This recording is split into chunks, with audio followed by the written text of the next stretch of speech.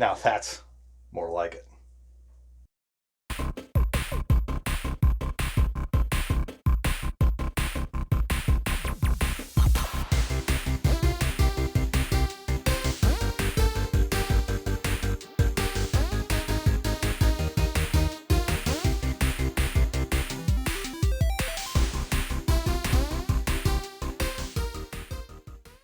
Hello everyone, welcome back to the channel, and as you can see behind me, I have another pretty decent collection of retro computers here. This is actually a computer lot that I picked up actually stupidly recently, and this is something more along the lines of what I was kind of hoping to find with that last video, but I was not expecting to find all of this, including a couple things. So let's just see what's all here, power them up, see if they work, and then get plans going for what's going to happen to them. So let's get started. All right, so out of the gate, we're going to start with this Alienware laptop. And this gorgeous green color. I love the way this looks. This was designed to kind of match the aesthetic of the Alienware gaming towers that existed about the early to mid 2000s. This is actually a pre-Dell buyout Alienware laptop. So it actually doesn't have any Dell characteristics. Specifically, it is the Area-51 766 SN0, and it's actually in really good shape.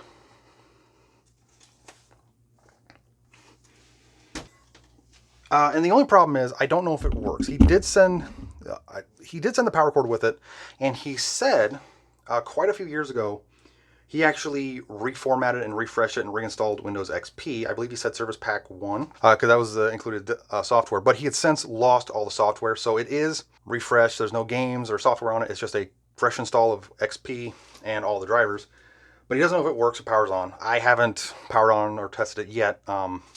So I might do that for a video at some point, but I guess the only reason why I'm kind of hesitant to power it on is because I know that some of these older laptops from around this era have battery issues and charger issues, and I don't want to cause any problems with trying to power it on.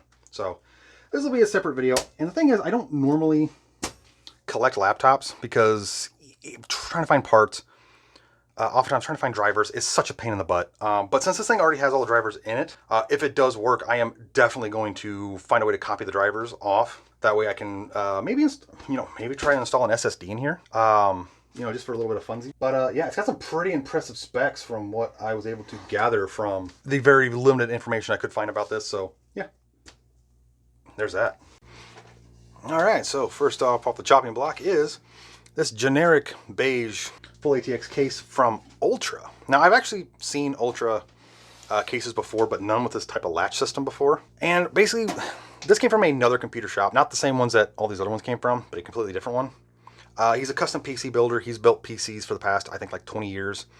Anything from like low end, low specs, business machines, all the way up to like high-end gaming machines, that kind of stuff. He does a huge range. And he does recycle old computers, but usually the stuff he gets in is either stuff that he's previously built from like lately it's been the Vista 7 era, or he gets, business machines that, I have no interest in because they're just not that, interesting. But he called me and said, hey, this guy dropped this off. It's beige. I know you like beige. If you want to come get it. If not, I'm going to destroy it. Basically, the guy brought it in just for data destruction. So he's already pulled the drive. And I've already kind of peeked inside to make sure there was no, bulging or exploded caps. And it's actually stupidly clean in here. I'll show you here in a second. But let's take a look at it real quick. We've got a unknown speed CD-ROM drive, an unknown speed CDRW with the awesome volume sliders. I love that the old school drives had these. And just a 3.5 inch floppy. We got looks like the network activity. Yeah, that's cool. Don't think I've seen too many cases with that on the front. We have hard drive, power, and we have the very tiny reset button and a big chunky power button. And I'm assuming it's got a Pentium 3 in it because the sticker down here says Pentium 3. So yeah, just take the side panel off, take a look. The side panel is actually pretty neat because it slides over, pops down, and then comes right off. And it's sturdy. Now, ironically, I had never seen a case style like this before until I got this one, and then I've seen like 3 or 4 of these in different places now, so it's just ironic. Yeah, okay, and to be fair, I didn't save those other ones because they were all destroyed, but yeah. Yes, early 2000s cable management. We have an Allied 250 watt ATX power supply with a gorgeously blue Gigabyte board. Oh, that is gorgeous. That is a GABX 2000 Plus slot 1. Ooh, man, there's a lot of goodies in here. What was this? 6 PCI slots, 1 ISA slot, and an AGP. We're going to take that out in a second to see what it is. We have a, looks like a 450 megahertz Pentium 3. Ooh. And I see a jumper block that goes up to, wow, this thing's got a lot of overclocking capability. Clock speed of 66, 152, 142, 100, 112, 124, 133, all the way up to the ratio of 8.5. So this thing's actually a very compatible board if it works. We have a single stick of RAM. What do we got? I'm betting like 128 or something because that seems to be a common thing. Ooh, 4 RAM slots. Wow. Value RAM. Ooh, that's a 512 meg stick. Basically, that's like the max for Windows 98, isn't it? Okay, so if this is right, that means that this board can take 2 gig of RAM. Like if each slot is 512. Look at that, right? For a video card, we've got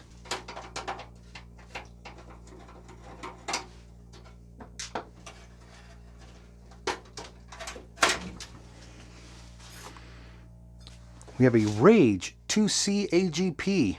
This is actually a stupidly common card. I have like, I think about like half a dozen to a dozen of these. And it's already got the knockout for that weird motherboard design that used to exist around there. Oh, cool.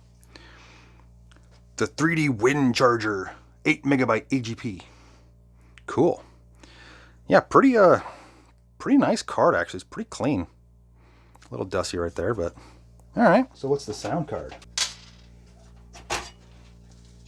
Yeah, a little dusty, but we have a CT4700. Ooh, it's a Sound Blaster PCI 128. These are actually pretty nice cards from what I've been doing research. Like I've been doing a lot more research on a lot more parts. That way it actually seems like I know what I'm talking about. But yeah, these are actually pretty neat cards.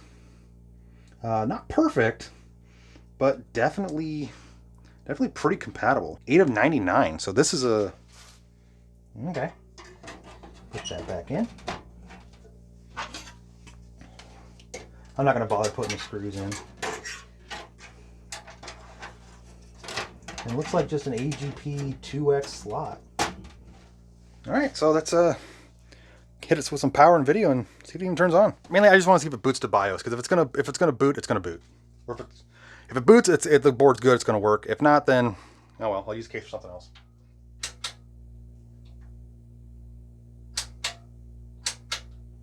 Uh-oh. Uh-oh. Power supply might be dead. Okay, well, first one out of the gate and it doesn't work. So it's either the power supply is bad or, well, you know, the board's bad. So, well, we'll deal with that later. All right, so now to talk about all of these that I got from one shot. Another computer company called me and said, hey, we got a bunch of Beige Towers here. If you want them, come get them. Oh, there's also a bunch of hardware here. So we're going to go through the hardware first and then through the computers and then see if they power on. All right, so first off, there's a bunch of really nasty, dirty keyboards. We have a Logitech Internet keyboard with the company name on it. Bunch of hot link buttons. Yeah, pretty mushy membrane style.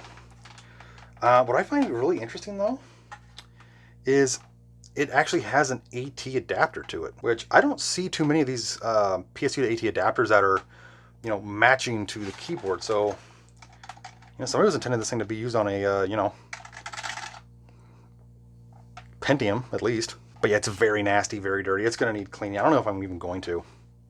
I guess the only reason why I would use it is because it is AT and it doesn't have that annoying backspace and enter key like my, the one I've been using with my IBM 5170. Oh. Next up is, well, ironically, here's a very similar keyboard to the one I'm using on my 5170. A Keytronic. And it has that really annoying layout I don't like. Oh, that feels really mushy. I don't even know what those are. I'm assuming those are membrane. Yeah, grody. Extremely yellowed, but if it works, it worked pretty well, I guess.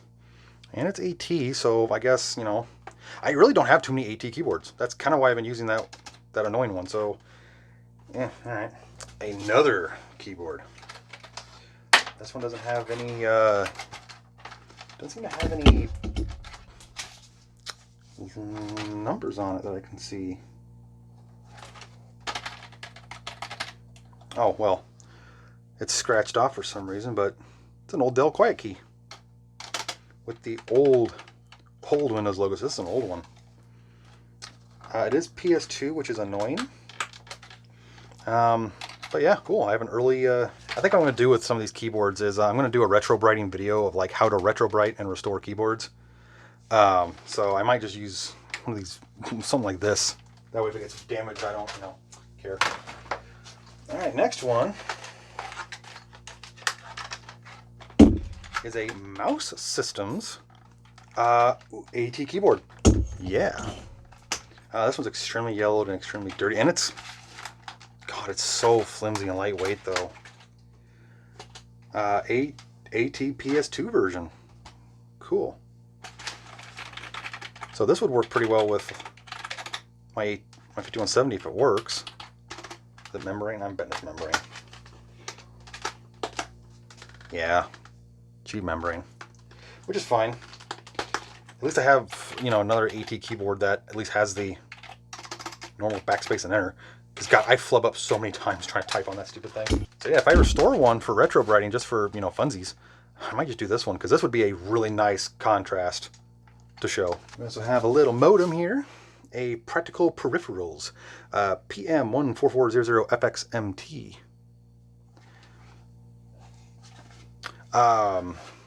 Yeah, RS-232, phone line, power. I don't have the power brick for this. That's okay, because what I kind of want to do is I've seen guys tear these things apart, and they'll put the modern Wi-Fi modems and stuff that are for retro machines to get them online. And I might use this for that purpose. That'd be kind of a fun little project.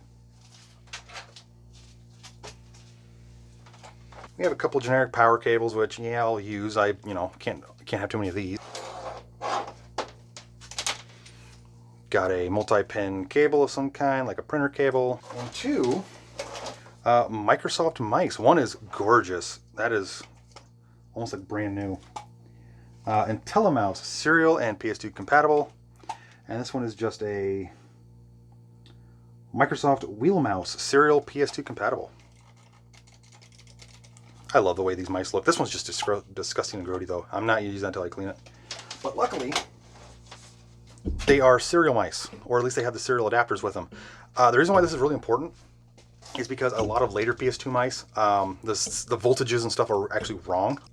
So even with the adapters, they don't work in serial, and you can't use them for serial. So the fact that I have two serial mice means I can use one with my 5170 until I get an actual mouse, or my my 486 machine, or any of the AT style Pentiums I have. So yeah, stupidly useful here.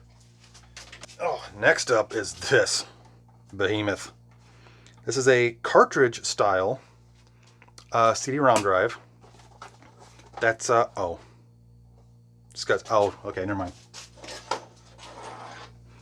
Okay, that's what this cable's for. Never mind. But yeah, this is a Toshiba TXM340 1E1 from January of '94.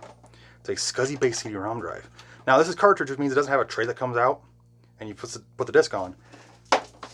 This actually uses CD caddies, which did not come with it, but I unironically picked up a stack of them a long time ago, and I've never had a use for them. So yeah, these would basically put the CD in here, pop it in there, door close it, it reads the disc, and then when you eject it, you take the whole thing out. So you don't have to touch the disc all the time, which is really nice.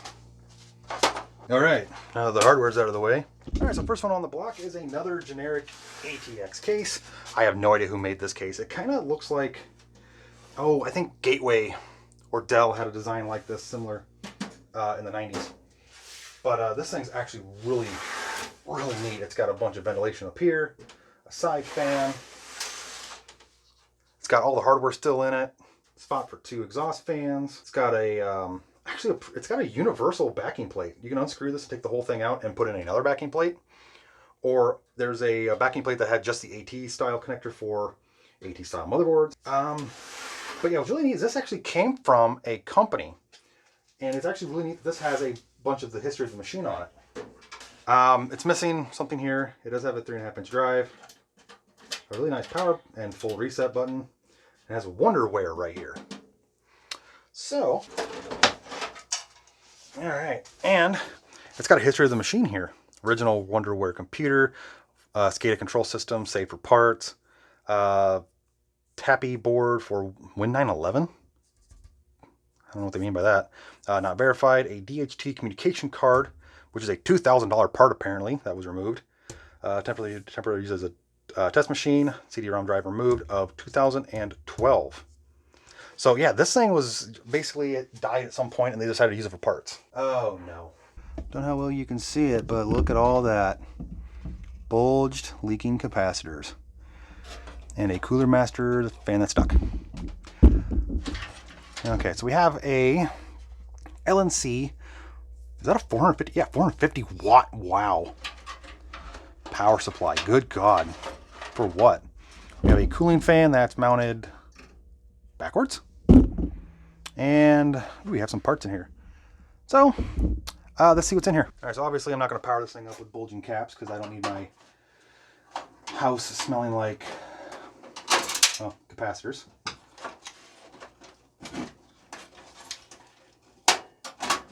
Oh, we have I know what card that is. I don't even, wait a minute. That has an IBM part number. I mean, I know that's a TNT2M64, but it has no other markings on it besides that IBM part number. Okay. Next.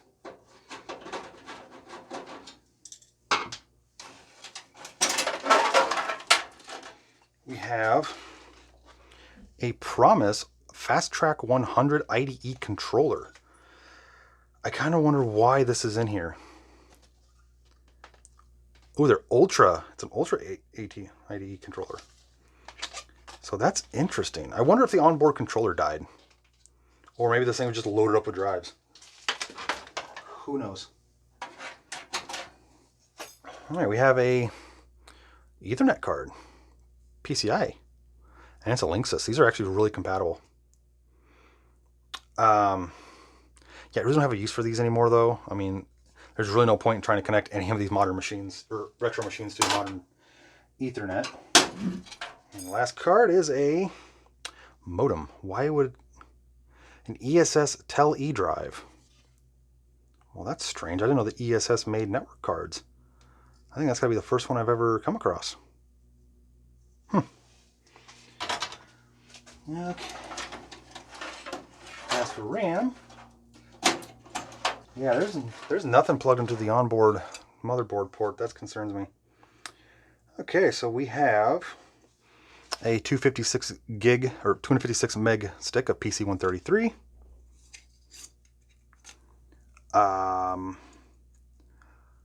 This one has no markings on it, so it's unknown. And another unknown. And I can't power it up to test, so I'll have to test these much later. Oh, it's an AM. I guess I just realized it's an AMD board. Okay, let's see what CPU's in here since I can't test it. Okay, so my phone just alerted me that I hit a recording limit, so I don't know where it stopped. I don't think I've ever seen one of these copper-bottomed AMD coolers. So what are you? Okay, we have an Athlon. Just a generic Athlon. AX 1600 MT3C. So 1.6-ish gigahertz Athlon. Okay, cool. And as for the board, it is a EP8K TA3 Pro. I don't know. Is that worth? I mean, okay, subjectively, is that even worth me trying to get a new cooler for Northbridge and new capacitors? I mean, obviously it's retro hardware, so it's worth it. But you know, who knows? I'm definitely going to use this case for something though. All right, next up is actually the first time I've ever come across one of these. This is a HP Vectra VL series. And this is a really cool case. a gray matching CD-ROM drive, 3.5-inch drive. This is actually a really cool, robust case. And it's definitely more of a workstation-y, because look at that freaking layout. What is all this? We even have a key for it, which is cool. Looks like a standard ATX-ish power supply as a just in case. We have Ethernet, USB, sound, serial, VGA, mouse, parallel. All right. Let's see how wonky the inside of this looks. Oh, that's a beefy freaking. Oh, you can tell you how to tear all the way apart. How to take hard drives out. How to take the drives out. How to take the AGP out. It doesn't have AGP. What is this? What is this layout? Oh, yeah, he said he pulled the drive.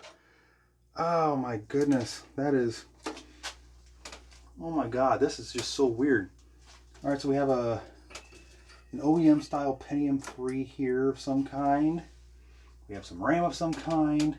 A riser board that basically has all... They basically cut an ATX board in half and then went on an L, because all the expansions are right here. 3 ISA, 3 PCI, and then we have this annoying thing down here. That's where an AGP card is supposed to go. And it kind of talk about what I mean. There's some AGP cards that have kind of a little notch on the I/O bracket where it's meant for these special ones. IBM used these too about this time. They're really weird. They're like NLX or whatever the standard is. Standard. It's an offshoot of ATX. But yeah, this is so weird. I don't like this layout. We have built-in graphics of Matrox. The MGA. Oh wow, it's got a built-in Matrox G200. I actually have a standalone card of that. 450 megahertz Pentium 3. As for RAM, we have one stick of, no idea, it just says PC133. And the other stick is PC133. Okay, well, let's power this one up, see if it works. So I don't see any bulging caps. Hopefully the RAM is identical, because then that means both RAM sticks are identical. If not, then this is going to be, well, really boring. And I have to figure out what they are individually. Let's see if this one works, because this one I'm actually going to restore, because it's the only Vectra I've ever come across, even if it's useless. This one powered up, but it's not sending anything to the video. Oh. Alright, so this is supposed to auto turn on. I don't know why it didn't. Dating time, no mouse, stick a mouse port, keyboard, system, memory. Doesn't say, so that's... Well, I got a keyboard plugged in, let's see what happens. There we go. Yeah, 450 megahertz. Wow, that's a long... 127 megabyte of RAM, that's it? Or the keyboard I have plugged in doesn't work. God darn it. I know, why don't I just try the Dell Quiet Key that I got with all this. So each of those RAM sticks is only 64 megabyte? God, that doesn't sound right at all. But I guess that's what... Oh, it's climbing still. Okay, so now there's suddenly 256. What is going on with this? Okay, so each of those 6 is 128. Okay, it did it twice, so now I'm going to believe that. Hitachi CR.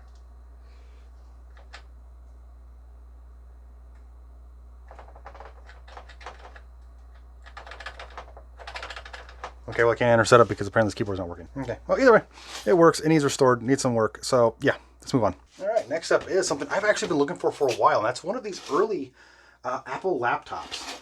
Specifically, this is a iBook G3, one of the clamshells, and he did say this thing works, but it needs its operating reinstalled because it basically stops like halfway through. And it did come with its awesomely unique power cable, so let's try it. He said it stops like halfway through its boot, but it does work, and I'm actually really happy that's in really good shape. All the keys are here, and there's some cracking right here, and then you saw on the other side the logo's intact, but the screen's fine. It doesn't have that vinegar problem that a lot of these iBooks have. Ooh, is that OS 9? Yeah. Well, I think OS 9. I think these. Oh yeah, okay. Should have just waited. 9.2. So yeah, he says it boots up and then it stops at some point right about here. Yes, system error occurred. Blank address error. Like there's no, okay. To temporary turn off extensions, okay. But it does work. It just needs OS 9.2 reinstalled, which I'm going to end up doing at some point. In fact, I might install 9.22, the final version of it. And yeah, so this is going to get a restoration part. In fact, I might actually do that pretty soon, because if that's all it really needs, then it's going to be an easy restoration. Now to the meat and potatoes of the video. We have 2 units here, one there, and this one, that are actually super unique, and these are both going to get restored because of their provenance, I guess. So when he called me and said that he has some old computers, he said he has one he's never heard of. And he sent me a picture, and he said it's called a Zeos Pantera, and the only thing he could find was that it was a high-end Pentium desktop from back in the day. In fact, apparently, when I asked some information about these things on a Facebook group I'm in, somebody mentioned, I need to find it. I'll see if I can post a picture of it or something. But he said something about these things could run $3,000 to $4,000 for the Tower versions, which, holy crap. But yeah, this is a really cool front faceplate design. It needs restored. It's got some issues. It's got a little crack right here, and it's extremely yellowed, but that's, again, as long as it works. We have a reset button, key lock, reset, or turbo. We have the indicator lights for it, which is weird because there's no, I mean, if it's a Pentium, this thing shouldn't have a turbo mode. 2 3.5-inch floppies, but this one's the standard 1.44 megabyte. This is a cool LS120 super floppy drive. And then we have a quad speed CD-ROM drive, which I am really excited for get my hands on one of those, because it's blasphemy, yes, but I'm going to pull that out and put that in my 486 because I've been wanting a slower speed one for that. Then we have the cool power button. On the back, you can see it's a generic standard AT style chassis with the company that bought it. And what's really weird is that there's a used PC sticker here for $600. We have serial, parallel 1, or serial 2 and parallel 1. Looks like we have a modem and a video card. So let's see what's in this cool machine. Now, he already pulled the drives out of it, so it's not going to boot, but this thing's actually got a really cool board.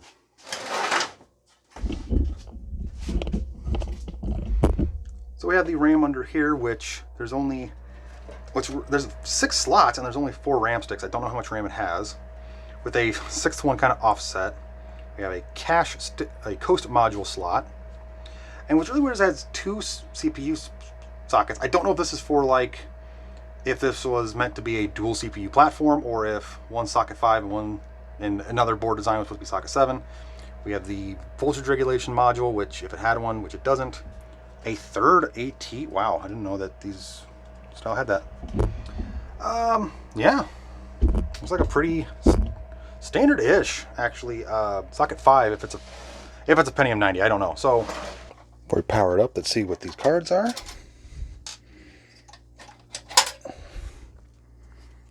We have a generic modem, FM9648HR/1. Looks like it uses the Rockwell chipset. I have so many of these. Stealth 64 DRAM TPCI. Looks like it has some expansion RAM I could put in. So I'm assuming this is a 1 megabyte card, which has the S3 Trio 64 chipset. Actually, I don't think I have just a standard Trio 64. I think most of mine are the Trio 64 Pluses. So I might have to do some research on this. See how much RAM it is, because I'm assuming that's just 1 meg. And then you can bump it up to 2 meg, which would, for this, would almost kind of be overkill. All right. Let's see what's underneath this cooler. Ah yes, the days of no thermal paste.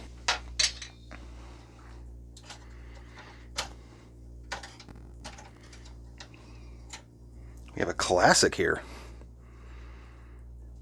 Pentium 90. Actually, I think this is the only... Actually, I don't know. I need to go through my computer hoard here, and I don't think I have a P90 machine. I think I have a 75 and a 100 and a 133 and a 120, but I don't think I have a Pentium 90. So, okay. Let's put it back together and power it on. Before I do, though, there's a closer look at that weird AT power supply connector. Like, you have the standard 10 pin here that I'm used to on, like, the standard 46s and other ones, but I've never seen any of the Pentiums with this third connector here. Because I think even like the Super Socket 7s don't have this. It's just these two. So, fascinating. Plug in the keyboard, and yes, I'm just going to use the keyboard that came with everything. Might as well make sure they work too. right, let's turn the TV on first. All right, let's see this Pantera run. Oh, there we go. Zeos Pantera, Pentium 90. We have 48 megabyte of RAM from 95. We have a Stealth 64, 1 meg. Cool, from Minneapolis, Minnesota. How many computers do you know that actually say that in the BIOS?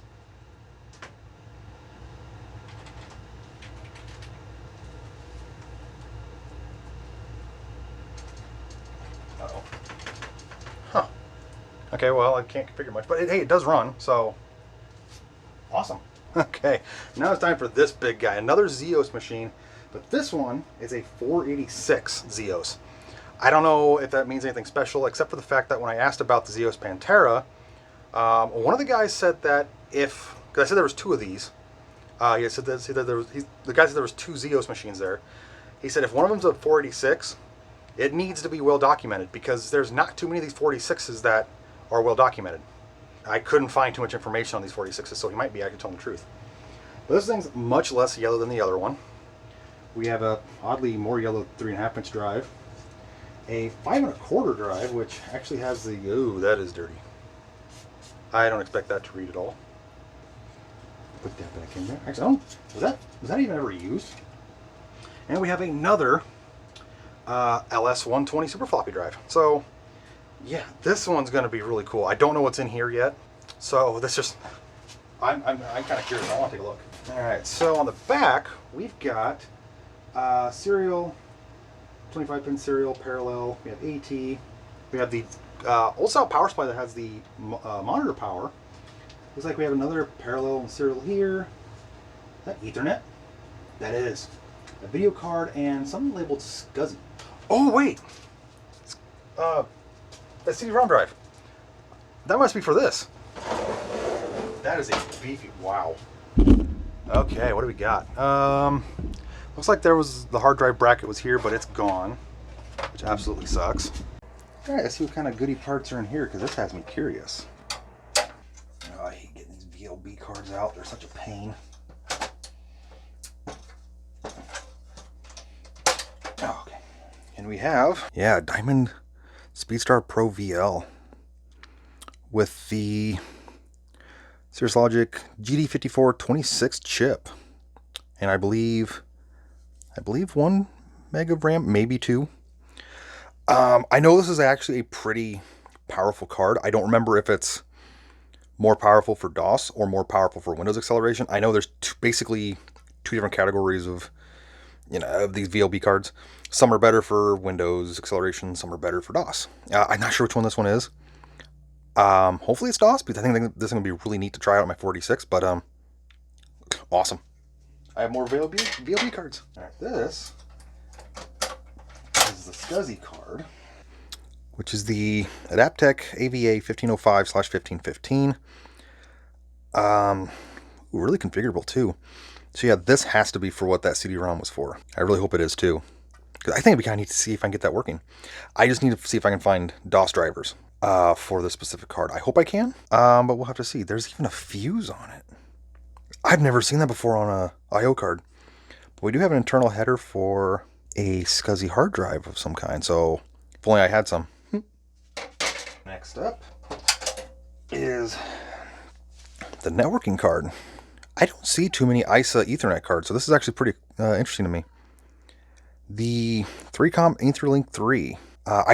Even though I kind of said this about the Ethernet card that came out of that one tower, that I don't plan on networking and stuff. I mean, it'd be kind of neat to network at least some of the stuff together. Like have a small little network of old vintage PCs that are separate from my main PCs. That way there's no virus problems. But yeah, that's actually kind of neat. And finally, the oddity that is this I/O card, which is a Promise EIDE Pro. I find this interesting because, I mean, it's for the LS120 drive, but this thing already has, looks like it already has built-in I/O. I'm curious about these. These things are dense. Like, how much RAM does this thing have? Like, there's no way this is less than, there's no way this is like a 4 megabyte stick. This has to be like 8. VLB slots. Looks like something could be soldered here, like integrated CPU. I don't know what's under here. I'm assuming a 46 of some kind. Well, obviously, but like maybe a DX, hopefully. That looks like a proprietary cardboard, which I don't like. And it looks like that's for the L2 cache. There's no way I'm going to track one of those down. Something looks like it goes right here. I'm not sure what it would be. The dust bunny. And this is the best thing ever. Button batteries. It looks like we have built-in floppy and built-in IDE controllers. Actually, we have something else built in because there's IDE over here. So what connector is that? Move floppy out of the way. Is that a built-in SCSI connector? What kind of board is this? All right, well, let's get the parts back in and power it up so we can see what this is and see how much RAM these are, because I'm curious. If it works, I don't know. I've kind of... All right. See what happens. Let's get a signal. Oh, please work. Oh, there we go. All right, Zeos International, St. Paul, Minnesota, so they must have moved. So 15, oh, Promise IDE, what? Okay, so cool. It seems to, Promise BIOS not installed, failed to set up LVA and RW multiple function, D0 through Z not detected, block mode enabled. Huh. Okay. Okay, I just about stopped recording for a second, but this thing beeped and then it went into this, so must be in the future because it's actually the 4th today. Okay, that's weird. Video card EGA, VGA, base memory. So 16 meg. So those sticks are only 4 meg sticks. Okay, no disk drive. CPU speed fast. Oh, turbo. What does that do? Nothing. Okay. Shadow BIOS.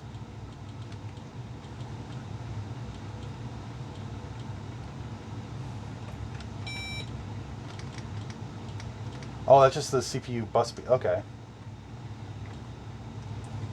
Info. We have mode. Cool. What is it? Cool. Okay. So, yeah, this was actually a really fun and interesting video. A lot of surprises. I'm actually surprised by what works and what doesn't work. I am concerned by that Pantera, the keyboard not working on that, because that same keyboard that came with all this that I was using on the 46 here is working fine. So I hope it's not something wrong with the board. If it is, I'll address that one during the restoration for that. I'm not surprised the iBook works because he said it worked like a week before I got there. Kind of surprised that I'm kind of interested why that first tower didn't work. The power supply looks like it's fine. Something must be wrong with it or the board. I hope not the board because that'd be a really interesting future build. Obviously I'm not going to try and power on that stupid freaking second one with the bad caps because I don't need my basement smelling like blown up caps like at all. I do have plans for those future cases. I do have a future sleeper build planned. That should be both a nice combination of retro and modern stuff. So I have been needing a beige case for that. That is generic ATX with good airflow. So might use that other case. But yeah, that being said, I'm not surprised that this 46 here is working. Apparently Zeos, since it was a high-end manufacturer, it makes sense that they went with the CR32 button battery instead of the barter battery, which I'm really glad for because, you know, this thing being 30 years old, those Vardas are known to leak and destroy stuff. So I am surprised that the date's one day ahead from what it is now, because I'm recording this section here February 4th. It's Sunday. So I kind of mentioned that I said it's Monday, so I kind of wonder if it's something weird with like some timing circuit, or the battery voltage is just starting to go bad, or it had a spike or something that, you know, caused it to jump ahead.